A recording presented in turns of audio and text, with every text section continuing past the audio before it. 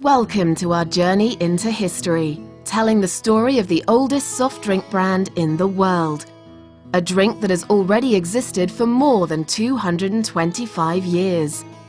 To start off at the beginning of it all, we need to go back in time to Jean Jacob Schweppes, born in Witzenhausen, Germany in 1740. Jacob Schweppes started off his career as a successful jeweler and bijoutier in Geneva. At around the age of 33, he came across the works of Priestley and Lavoisier, and their studies on the interaction between gases and water. Based on these studies, Jacob now started experimenting himself. In 1783, he finally judges that the quality of the water his Geneva system produces matches his own exacting expectations. It is now time to move on to commercial production. Jacob Schweppes started his own business in 1783, going into a partnership with Poole and Goss in 1790. This partnership came to an end in 1793, leaving the Geneva business to Poole and Goss and the UK business to Jacob. Jacob retired in 1798 and sold his interests to 3 Jerseymen, keeping 1/8 of the shares for himself and another 1/8 for his daughter Colette. In 1824, the Jerseymen sold all shares to Sparks, which then became the sole owner of the company until 1834, the time at which Welsh and Evil took over. This family led the business for 4 generations until 1885.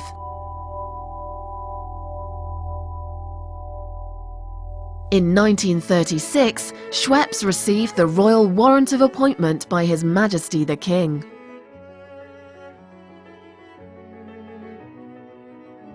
In 1851, the Great Exhibition was arranged. It was hosted in London in a building specifically constructed for the purpose, called the Crystal Palace. 6 million visitors from all around the globe passed the entrance gates.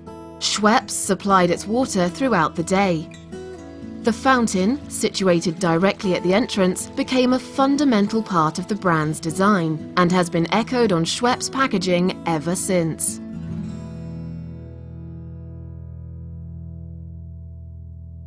In 1870, 2 new products were launched that still exist today: ginger ale and Indian tonic water. The origin of tonic water lies in the quinine that was used as an antidote against malaria by the British East India Company. On returning home, they continued to gratify this taste, and the drink became popular in the UK. In 1885, after the death of Welsh and Evil, family partners agreed to transfer their interests to a limited liability company, forming Schweppes & Co. Limited. Around the 1900s, Schweppes began advertising on a more frequent basis, using lots of different visuals to support its range of products.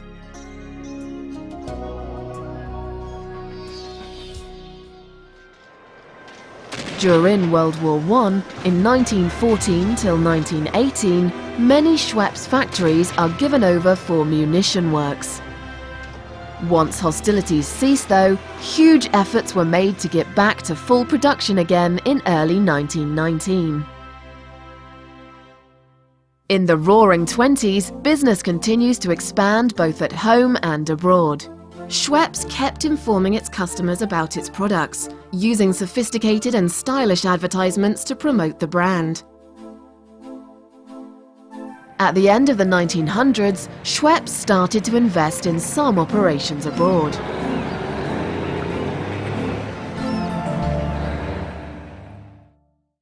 The first subsidiary was established in Sydney, Australia in 1877.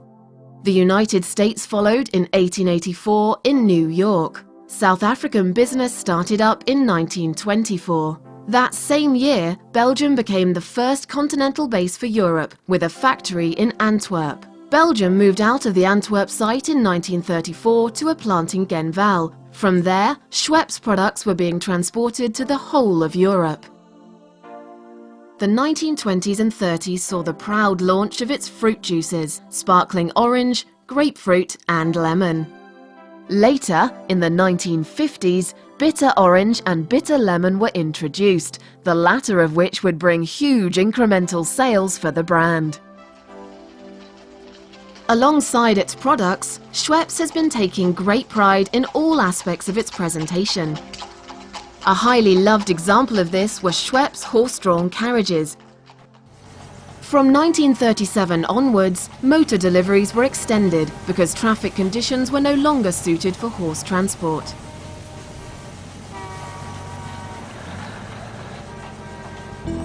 Schweppes, throughout all these years, has been sold in many different bottle formats. From stone to glass, from egg-shape to straight, from cork to siphon head to cap, finally ending up being sold in glass, PET and can all over the world. During World War II, a concentration scheme was set for the beverage industry, resulting in the abandoning of individual labels.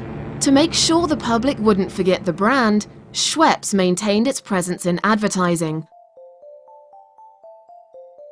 As of February 1, 1948, free trade returned, and in celebration of the end of hostilities, Schweppes launched its Schwepperwessence campaign.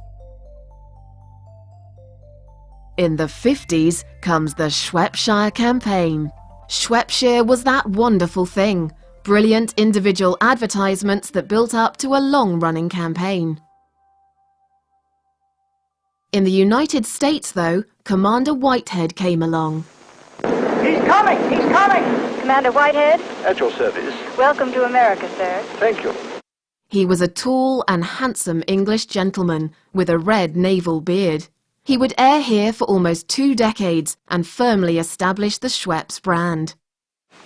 You know, we've got good men in all Schweppes outposts. There's Johnny Martin in Paris, and Derek Boyden in Spain, and Whitehead in America. Now let me tell you why you can't make an authentic tonic drink without Schweppes. No one has ever succeeded in imitating Schweppes flavor. Then there's Schwepperwessence, little bubbles that last your whole drink through. You can't make an authentic tonic drink without Schweppes. Curiously refreshing. Now, how about something tall, filled with Schweppes right now? In other countries, Schweppes engaged itself with major creative people like Cine, Stephen Potter, George Him and Lupin. In the 60s, Schweppes' market position was under pressure again. Management reviewed all advertising with the agency and came up with perhaps the most famous of all Schweppes campaigns. Tonic water by you-know-who. With William Franklin. The secret sparkled in the dizzying Schwepperwessence, the soft opalescent bloom.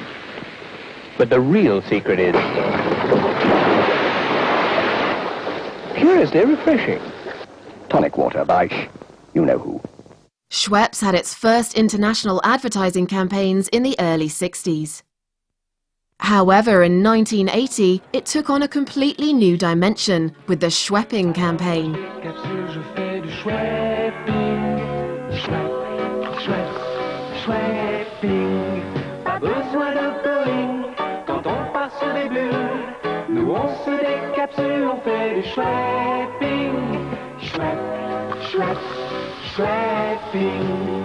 Décapsulez-vous, faites un peu de Schwepping.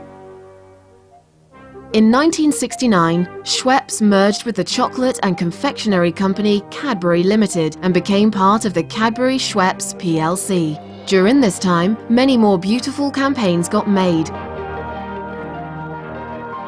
sometimes linking back to advertising themes of the past.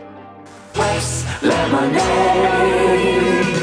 Schwepperwessence, it's the essence of the experience called Schweppes. Using well-known actors like John Cleese. Hello, I'm John Cleese, and today I'm here to address a very serious issue, an issue with the potential to affect us all. Subliminal advertising. A very subversive technique which uses images flashed before our eyes that last only a split second, but just long enough to imprint in our vulnerable minds a product's name. Not just that either. Sophisticated vocal tricks are sometimes used without our realizing it at a conscious level.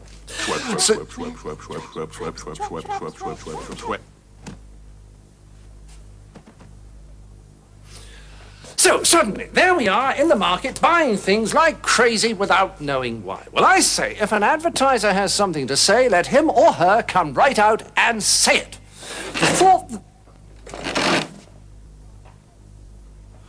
The thought that these people are assaulting us with their hidden persuasions morally offends me. There, I've said what I came here to say. And now there is a film to be seen, or a movie, as American persons call it, starring my twin brother. So sit back, relax, and if I may be so bold, try pouring yourself a glass of the first non-alcoholic sparkling beverage that comes to mind, whatever it may be. Thank you.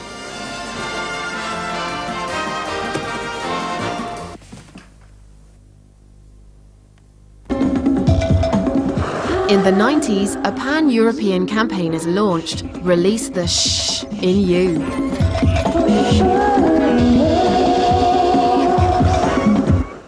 In 1998, the famous Clive campaigns are launched. Chasing antelope around the Serengeti.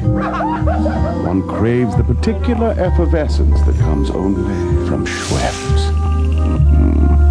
An absolute tonic. Ooh, hello, my dear. Would you care to join me for dinner later? What about my boyfriend?